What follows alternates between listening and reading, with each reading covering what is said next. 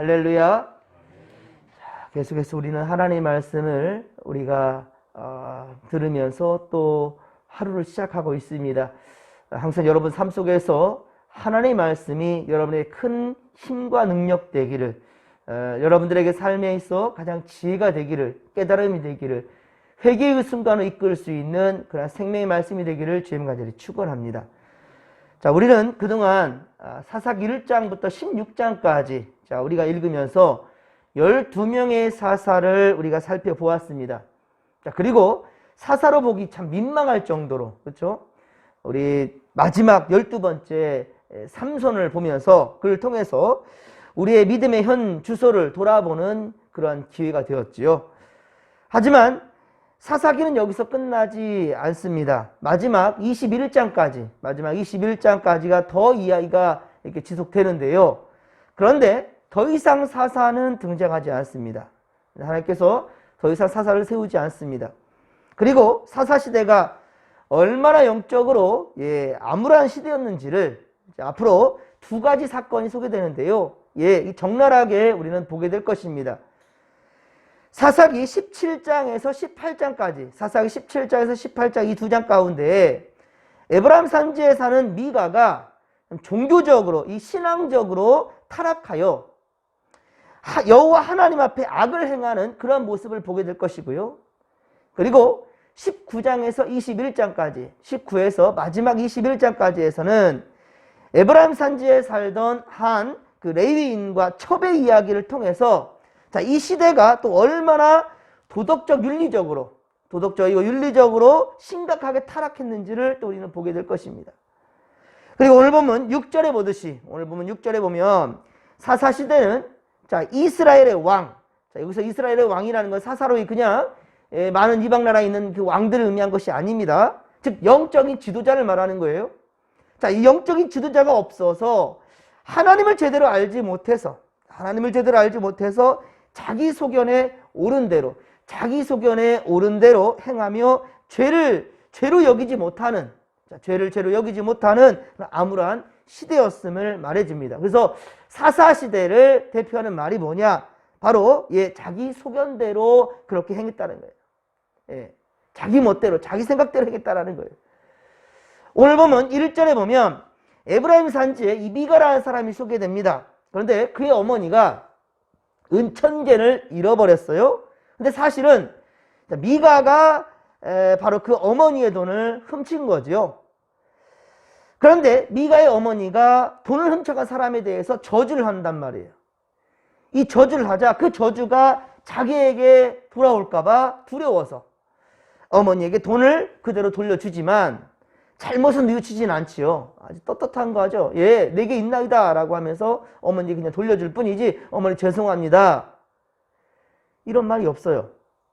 자신의 행위에 대해서 잘못한 것에 대해서 이렇게 이실직고 하지를 못합니다. 또한 그 어머니 역시 자식을 제대로 교육하지 못하지요. 이게 축복할 일입니까?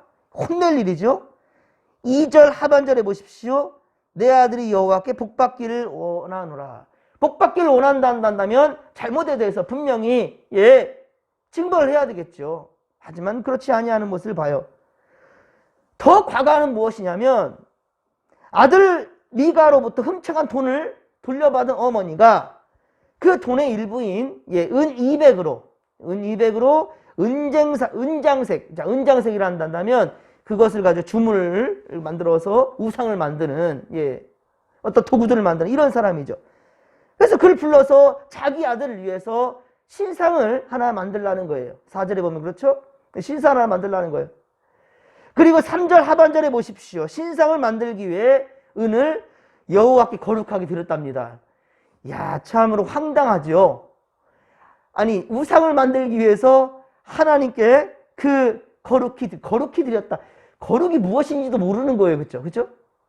이 얼마나 하나님에 대한 무지한 행동입니까? 무식한 행동이에요, 지금. 아니, 10계명 중에 제2계명이 무엇입니까? 10계명 중에 제2계명이 자신을 위하여 새길 우상을 만들지 말라고 그랬어요, 하나님. 그렇죠? 자신을 위해서 우상 새기지 말라고 그랬다고요. 위로 하늘에나 아래로 땅에 있는 것이나 땅 아래 물속에 있는 것이나 그 어떤 형상도 만들지 말고 거기 절하지 말고 섬기지 말라. 이거 10계명 중에 제 2계명이에요. 나 외에 다른 신을 내게 두지 말라. 제 1계명이에요. 그런데 이 율법조차 기본적으로 모르고 있다라는 거죠. 그리고 신상을 만드는 그 목적이 무엇이었습니까? 이 어머니가 신상을 만드는 목적은 이 저주한 것으로, 자기가 저주했잖아요. 이런 거죠. 그러니까 돈을 잃어버리니까 화가 나면 홧김에 이거 가지고 간 그 인간은 절대로 오래 못 살 거야. 어제 얼마 못 갈 거다.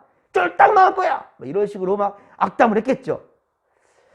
그런데 이 저주한 것이 바로 자기 아들에게 이제 돌아갈까. 그쵸? 이제 아들이 훔쳐간 것을 알았으니 자기 아들이 해가 될까봐, 자기 아들에게 해가 될까봐 다시 복받게 하기 위해서 신상을 만든 거예요. 아니, 다시 복받게 하려면 하나님께 철저하게 회개해야 되겠죠. 철저하게 하나님께, 그것도 아들을 사랑하는 만큼 아들과 함께 더불어서 코람되어 하나님 앞에 나가야 되겠죠. 그래서 아들을 붙들고 함께 회개해야 될 것을 엉뚱하게도 우상을 만든다는 거예요. 그럼 이 은으로서 이 신상을 만든다는 거예요. 기가 막힌 거죠. 예, 다시 복을 받게 하기 위해서 신상을 만든다? 이건 말도 안 되는 거예요. 신상을 만들었으니 그 신상에 이제 어떻습니까? 제사를 드릴 수 있는 신당이 필요하겠죠? 예, 이 신상을 만들었으니까 이 신상을 들 신당이 필요해요. 신당이 생기는 거예요. 신당이 있게 되고 그 제사를 이제 접전할 수 있는 누가 필요합니까? 제사장이 필요하게 되겠죠. 그래서 5절에 보면 미가는 신상과 신당에 이어서 또한 에봇을 만들고 그리고 드라빔도 만들었답니다. 여러분, 에봇이 어떤 옷입니까? 이 에봇은 바로 제사장이 제사를 집례할 때 입는 옷입니다. 하지만 드라빔은 또 무엇입니까? 드라빔은 이거는 말도 안 되는 거예요. 무엇이냐? 바로 신의 뜻을 그렇게 점치기 위해서, 신의 뜻을 점치기 위해서 알아내는 이방의 우상이에요. 이방의 우상이 드라빔이에요. 그러니까 우상의 것과 하나님의 제사장이 입어야 될 에봇이 같이 지금 공존하는 거예요. 웃기는 거죠, 지금. 그리고 미가는 또 엉터리 같이 제사장을 세우는데 자기 아들 중에 하나를 택했다라는 거예요. 자기 아들 중에 한 사람을 제사장으로 지금 세운 거예요. 완전 코미디도 이런 코미디가 없죠. 그야말로 종교다원주의의 끝판왕입니다. 끝판왕. 하나님도 포함하여 가증한 지금 종교 잡탕을 지금 만들어내고 있는 거예요. 이것이 바로 당시 바로 사사시대의 영적으로 혼탁한 그 상황을 지금 말해주고 있는 겁니다. 하지만 여러분, 이것은 사사시대의 이야기뿐이 아니에요. 바로 한국교회와 우리의 모습은 아닐까. 예, 교회에 다른 우상을 직접 만들어서 세우지는 않지만, 그렇죠? 교회 안에 어떤 우상을 만들어내고 그런 섬기는 그런 행위는 하지 않지만, 사실 하나님을 믿노라면서도 우리가 얼마나 많은 우상들을 마음에 품고 살아갑니까? 하나님보다 더 가치 있다고 생각하는 첫 번째 돈, 그렇죠? 물질이라 한다면 하나님도 팔아넘길 사람들 참 많을 겁니다. 또 건강, 내 유익한 것들, 내 직장, 여러 가지 내 자식들, 내 상황에 있는 모든 것들을 결국 하나님보다 더 가치 있게 여기다가 참 그것을 붙들고 있다가 하나님을 저버리는 일들이 얼마나 많냐.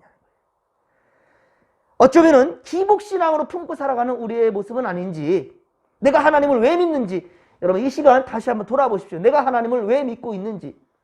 오늘 마지막 13절의 말씀을 한번 볼까요? 13절 말씀. 자, 미가의 한번 그의 말을 우리가 한번 보십시다. 13절 같이 한번 읽어봐요. 이에 미가가 이르되 레위인이 내 제사장이 되었으니 이제 여호와께서 내게 복 주실 줄을 아노라 하니라. 아멘. 그러니까 내 신앙은 복 받기 위한 그러한 수단이다. 즉 하나님은 어때요? 램프의 요정처럼, 지니처럼, 그죠? 램프의 요정처럼, 그 지니처럼 명령하는, 그래서 내가 갖고 싶고 내가 이루고 싶은 것을 이루어내야만 하는 그러한 종처럼 부리는 것은 아닌지, 나보다 더 밑에 있는 그런 자로서 생각하는 것은 아닌지 우리는 여러분들 돌아봐야 될 것입니다. 정말 이 나중에 이제 레위인을 자기의 제사장으로 세우게 되는데 그를 그냥 아들 중에 한 사람으로 여기게 되었거든요. 예. 그러니까 부리는 자처럼 자기보다 밑에 있는 자로 그렇게 여겼다는 거예요. 하나님의 대리자가 아니라. 이거 참으로 영적으로 얼마나 암울하시되었는지를 우리가 볼 수 있는 거예요. 아들처럼 여겼다라는 거예요. 레위인이 나중에 들어왔을 때에도. 참 기가 막힌 거죠. 하나님의 대리자가 아니라, 그러니까 하나님에 대한 그런 경외심이라는 건 어디 찾아볼 수가 없는 거죠. 그런데 여기까지는 평신도의 문제였다라고 이게 우리가 생각할 수도 있을 것입니다. 평신도의 생각이라고. 하지만 7절 이유를 본다면 평신도뿐만이 아니라 평신도와 제사장의 합작품으로 제사장 그룹인 레위인들도 다를 바가 없다라는 것을 우리가 볼 수 있습니다. 본문 7절에 보면 유다 베들레헴에 거주하는 한 젊은 레위인이 소개됩니다. 이 레위인이 나그네처럼 떠돌아다니다가 미가의 집에 이르게 되었다는 거예요.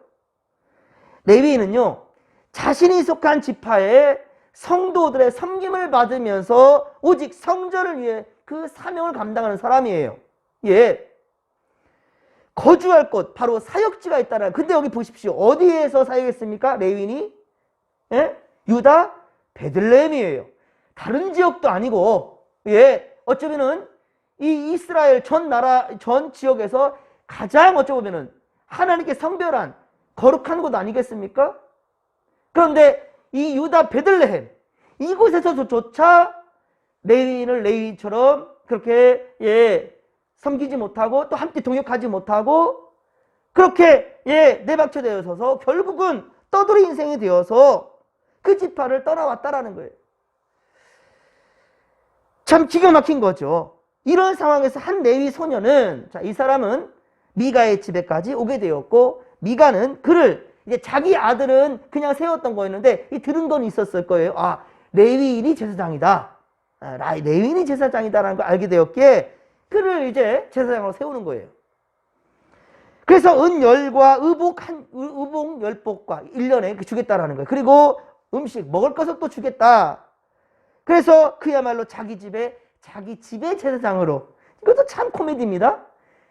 자기 집의 제사장으로 그렇게 고용했다라는 거예요. 그리고 13절에 보십시오. 13절 보시면 미가는 레위인이 자신의 제사장이 되었으니 이제 여호와께서 복을 주실 줄 안다라고 그렇게 말하고 있지 않습니까?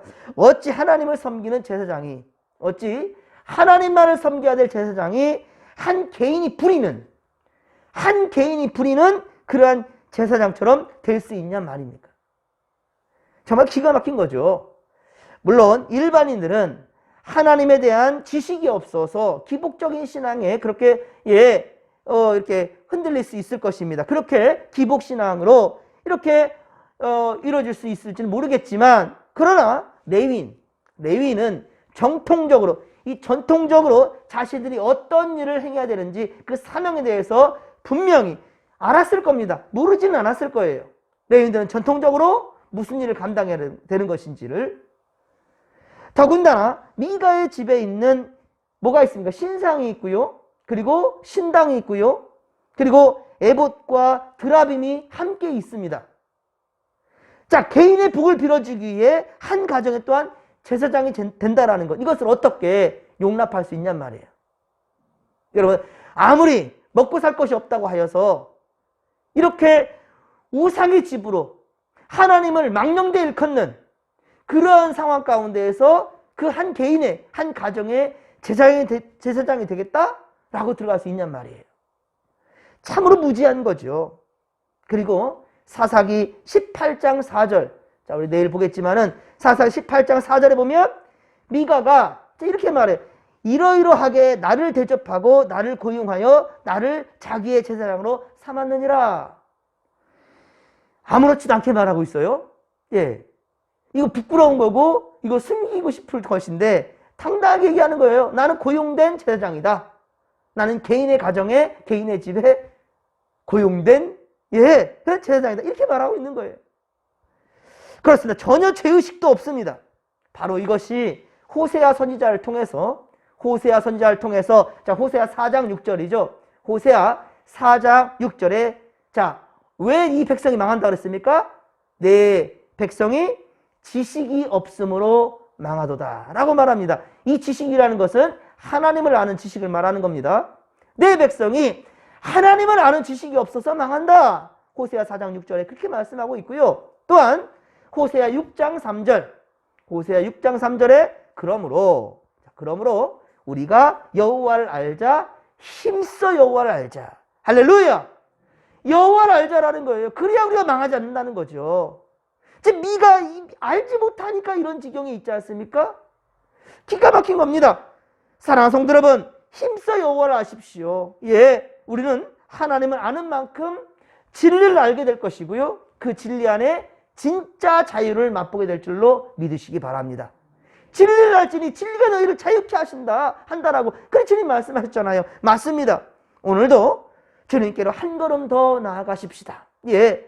그리고 주의 뜻을 분별하는 바로 믿음의 성도들이 되기를 주의 간절히 축원합니다. 예. 주께서 오늘도 우리와 함께 하실 것입니다.